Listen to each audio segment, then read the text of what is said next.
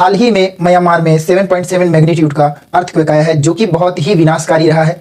लगभग 1700 से अधिक लोग इसमें मारे गए हैं, अनेक संपत्तियों को नुकसान हुआ है और बहुत ज़्यादा लोग घायल हुए हैं। साथ ही साथ जो एजेंसीज हैं जो कि भूकंप को फॉलो करती हैं, भूकंप के बारे में रिसर्च करती हैं, वो उनका कहना यह है कि आगे भी इस तरह के भूकंप आ सकते हैं, कुछ महीनों के अंदर, कुछ घंटों के अंदर या कुछ दिनों के अंदर। तो इस तरह की तबाही म्यांमार में है। लेकिन सवाल ये बनता है कि आखिर म्यांमार ही क्यों, और कहीं क्यों नहीं आए भूकंप। अक्सर भूकंप जो होता है वो ऐसे जगहों पर आता है जहाँ की थोड़ा सा पहाड़ी एरिया हो, लेकिन जो मांडली की स्थिति है वो उस तरह की पहाड़ी एरिया नहीं है, वो फ्लैट एरिया है, फिर भी वहाँ भूकंप आया है। तो हम जानेंगे भूकंप और उससे रिलेटेड चीजें, साथ ही साथ हम जानेंगे कि आखिर म्यांमार में ही क्यों आया और म्यांमार की राजधानी के पास ही क्यों आया, जो कि एक घनी आबादी है जहाँ 1.5 मिलियन से ज्यादा लोग रहते हैं। तो दोस्तों ये है म्यांमार। देखिए म्यांमार का एक भाग बे ऑफ बंगाल या इंडियन ओशन के पास है। अब हमने देखा था कि कुछ महीनों पहले कुछ समुद्री जीव थे जो कि डीप ओशन में रहते थे, वो बाहर आ रहे थे। तो एक रिमर फैल रहा था कि कोई लेवियाथन करके एक जीव है जो बाहर आ रहा है, पर ऐसा कुछ नहीं है। लेकिन ये जीव जब बाहर आते हैं तो उसका एक बहुत बड़ा महत्वपूर्ण चीज ये होता है कि या तो समुद्र के अंदर कोई हलचल हो रही है, जैसे कि चाइना डीप सी में रिसर्च कर रहे हैं और वहां से महंगे जो खनिज होते हैं उनको निकाला जा रहा है, इसलिए भी ऐसा हो सकता है। दूसरा ये हो सकता है कि ओशन के नीचे कोई हलचल हो रही है, जियोग्राफिकल हलचल जिसको हम बोल सकते हैं कि आपका जो समुद्र की सतह है उस पर कोई हलचल हो रही है, जिससे सुनामी आदि होता है, ये भूकंप आदि उत्पन्न होते हैं। तो दोस्तों जो मांडली है म्यांमार का, ये महज 300 किलोमीटर दूर है बे ऑफ बंगाल के तट से, जो कि हिंद महासागर का एक भाग है। तो समुद्र के नीचे के जीव जब बाहर आते हैं तो हमको ये समझना चाहिए कि कोई बड़ी आपदा आने वाली है। जापान में भी सुनामी से पहले डीप सी के कुछ क्रिएचर दिखाई दिए थे। उसी तरह से दोस्तों बे ऑफ बंगाल या इंडियन ओशन से भी कुछ जीव बाहर आए थे, जो कि आपको भारत के तट पर देखने को मिले थे। मतलब वो म्यांमार के तट की तरफ से भागकर भारत के तटों पर दिखाई दे रहे थे। इसमें तो एक जीव था ऑलिव रिडले टर्टल, लेकिन वो अपने प्रवास के समय पर भी था, लेकिन इतनी बड़ी तादाद में वो कभी भी इंडियन ओशन पर नहीं, उड़ीसा के तट पर नहीं दिखाई दिए थे। तो दोस्तों ये भूकंप का जो मैसेज है मे भी कि वो जीवों का मैसेज भी हो सकता है। तो यहां पास हम नहीं बोल सकते कि वो जीव सिर्फ अपने प्रवास पर है, ये भी बोल सकते हैं कि वो इस सुनामी या भूकंप के मैसेज को समझ रहे थे, इसलिए उन्होंने इस तट को ना चुन के उड़ीसा के तट को चुना। यहाँ का ये जो राजधानी है मांडले, यहाँ 1.5 मिलियन से ज्यादा जनसंख्या निवास करती है और यह समुद्र से केवल 350 किलोमीटर की दूरी पर है।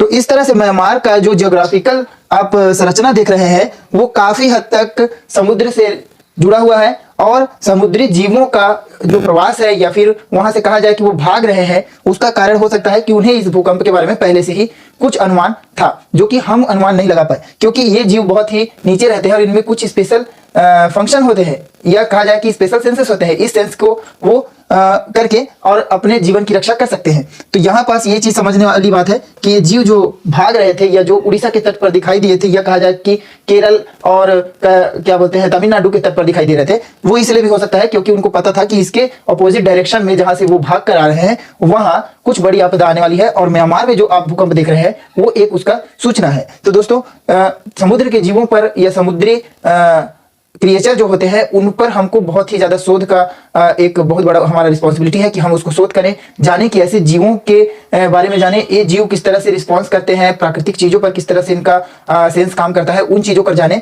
अगर हम इन सबको अब अगर ध्यान से शोध करते हैं तो हमको एक अच्छा रोड मैप मिल जाएगा, किस तरह से हम अपने आप को बचा सकते हैं, किस तरह से हम आने वाली जो प्राकृतिक आपदाएं हैं उनको हम समझ सकते हैं। आज तक हमने इन जीवों का भक्षण किया है, इन जीवों को मारा है, समाप्त कर दिया है कई जीव प्रजातियों को, लेकिन अब हमें समझना है कि हमें इन जीवों को किस तरह से हमें को इनकी अध्ययन करनी चाहिए और किस तरह से इनका अध्ययन करके हमें अपने लिए एक सुरक्षा कवच तैयार करना चाहिए। तो दोस्तों यहाँ पास है आपका पूरा ये मैप के थ्रू मैंने आपको समझाया है म्यांमार में जो भूकंप आया है। तो अब हम समझते हैं कि आखिर ये भूकंप क्या होता है। तो दोस्तों भूकंप का मीनिंग आप समझते हैं, भू का कंपन, लेकिन ये होता क्यों है। देखिए ये सतह है जहां हम रहते हैं पृथ्वी का, इसके नीचे होते हैं प्लेट्स, जो कि जरूरी नहीं है कि ये प्लेट्स हमेशा एक जैसे जुड़े हों, ये इस तरह से बनी होती है ये प्लेट। देखिए दोस्तों ये प्लेट एक दूसरे पर इस तरह से फंसी हुई है, और थोड़ी सी भी अगर पृथ्वी के नीचे कोई हलचल होती है या अनस्टेबिलिटी आती है या किसी प्रकार का दबाव होता है तो या तो ये ऊपर की ओर खुल जाते हैं या तो एक प्लेट दूसरे के ऊपर सरक जाता है।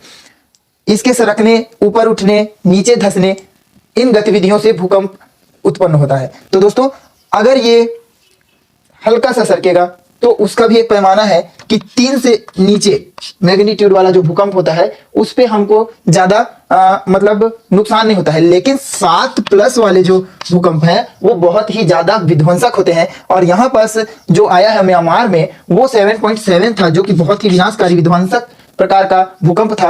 और इसको दुनिया के सबसे विनाशकारी भूकंप में भी सम्मान मिलेगा, क्योंकि इसने बहुत ज्यादा उत्पात मचाया है, बहुत बड़े बड़े स्काई क्रैपर्स को तोड़ा है, बहुत सारे लोगों की जान गई है और अभी भी लाशें गिनी जा रही हैं। मतलब कि ये भूकंप बहुत तेज था, घनी आबादी के बीच में आया था। कारण उसका कुछ भी हो सकता है, लेकिन सबसे बड़ा कारण है कि जो म्यांमार का ये भाग है ये सबसे एक्टिव एरिया है, भूकंप के लिए सबसे एक्टिव एरिया इसको माना जा रहा है। बिकॉज इसके नीचे की प्लेट्स की जब हम अध्ययन करते हैं जब उन प्लेट्स का, तो हमें पता चलता है कि ये प्लेट्स बहुत ही अस्थिर रूप से एक दूसरे के ऊपर जमी हुई है। कभी भी नीचे वाला सरक कर नीचे जा सकता है और ऊपर का भाग आंतरिक हलचल उत्पन्न होगा तो ऊपर की चीजें तो विध्वंस की ओर जाएंगी ही। तो दोस्तों इस तरह से ये भूकंप जो था इसने पूरे एशिया को हिलाकर रख दिया है, पूरे म्यांमार को हिलाकर रख दिया है। इससे सिर्फ म्यांमार नहीं बल्कि चाइना और बांग्लादेश के कुछ भागों पर भी अब भूकंप का एक खतरा मंडरा रहा है। साउथ वेस्ट चाइना जो है उस पर तो भूकंप का पूरा प्रकोप देखने को मिल सकता है आने वाले समय पर, लेकिन हम समझते हैं कि समुद्री जीवों का अध्ययन भी बहुत जरूरी है ताकि हम इस तरह के भूकंप से बच सकें। तो दोस्तों कैसी लगी वीडियो कमेंट करके जरूर बताएं। पूरे वीडियो में साथ देने के लिए धन्यवाद।